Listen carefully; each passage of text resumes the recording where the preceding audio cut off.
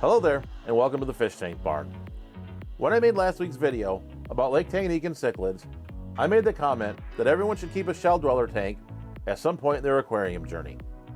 This got me thinking about some of the other tanks that you should experience during your time in the aquarium hobby. So let's go ahead and dive in and take a look at 5 tanks that you should experience during your time in the aquarium hobby. I think the most obvious tank is the planted community tank. The process of setting up a planted community tank is a great way for new hobbyists to learn how the aquatic ecosystem works and how to grow plants. There are plenty of plant species that are easy to grow and will leave you with a nice looking aquarium. One great thing about community aquariums is that you can have a wide variety of different fish species, so you can use any tank size that you desire as long as it's appropriate for your fish. You can also make your tank as easy or as challenging as you want, then you can evolve into keeping plants that are more difficult, which require higher light and the use of CO2. Going along with that, there are also many different methods that you can use to grow plants in an aquarium. No matter how you set up the tank, you can learn a lot about the aquatic ecosystem and have a lot of fun doing it. Since I mentioned it in the intro, keeping a shell dweller tank is another tank that everyone should experience in your life as an aquarist. Since these are the hardiest and easiest shell dwellers to breed, I would highly recommend starting with the Neolamprologus similis or Neolamprologus multifasciatus. What I really think makes a shell dweller tank unique is the personality of the fish. It's just a lot of fun watching the shellies rearrange their shells in the sand, and your tank is never the same from day to day. They're just a lot of fun to watch. If you want to go further into shellies, there are also some less common species that you can get into as well. You'll just have to keep in mind that a lot of them are fry eaters and some of them are a little bit more aggressive. I think shellies are a lot of fun to keep and a great fish to experience at least one time in your fish keeping journey. Even though we just spoke about shell dwellers, which are African cichlids, I do want to add other African cichlids to the list, since these are fish I really think you should keep at least once in your aquarium career. With African cichlids, there are a wide variety of fish that you can choose from. Most people start out with your typical Lake Malawi hap, peacock, or mbuna species, as most of these fish are extremely colorful, and if managed, you can really have a beautiful, colorful tank. Learning to set up this type of tank will really teach you the methods on how to handle fish aggression, which can be managed through line-of-sight blocks and overstocking. Since they do create a lot of waste, you will need to provide them with additional filtration, whether it be a canister filter, hang-on-back filter, or sump. One drawback with these cichlids is that you'll need a larger tank, probably 55 gallons or larger, depending on the species.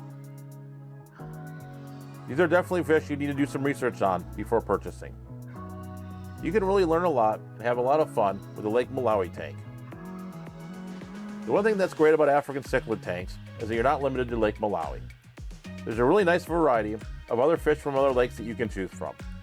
I personally like the fish from Lake Tanganyika, like my Cyprochromis leptosoma blue flash. These fish don't really behave like cichlids and behave a lot more like rainbow fish.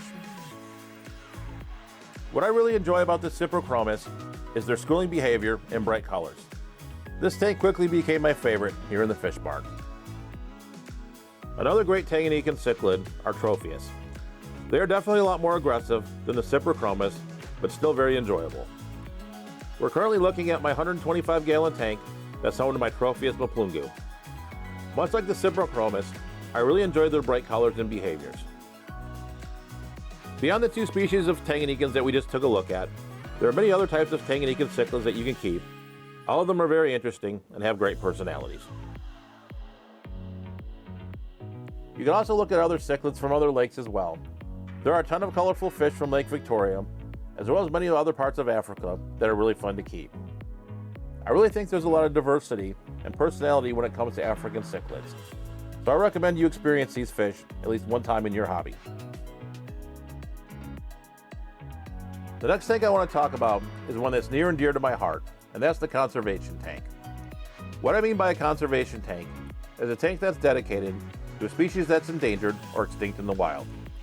I would classify a lot of my Gadaid tanks in that way.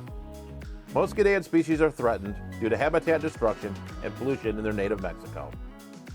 It doesn't have to be a Gadaid, but I really do encourage you to keep a fish that's endangered and listed on the CARES list, which you can find on the caresforfish.org website. I really do think it's important for aquarists to keep endangered fish alive in their aquariums in case they become extinct in the wild. One great example of where aquarists have helped a species are the reintroduction efforts for the Zoogeneticus tequila that has been reintroduced into the Teotihuacan Springs after being extinct in the wild.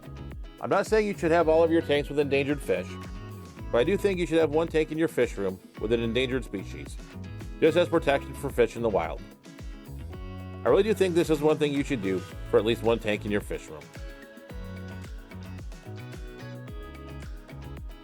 I want to talk to you now about a tank that's more open-ended, and that's either finding your dream tank, your dream fish, or even both.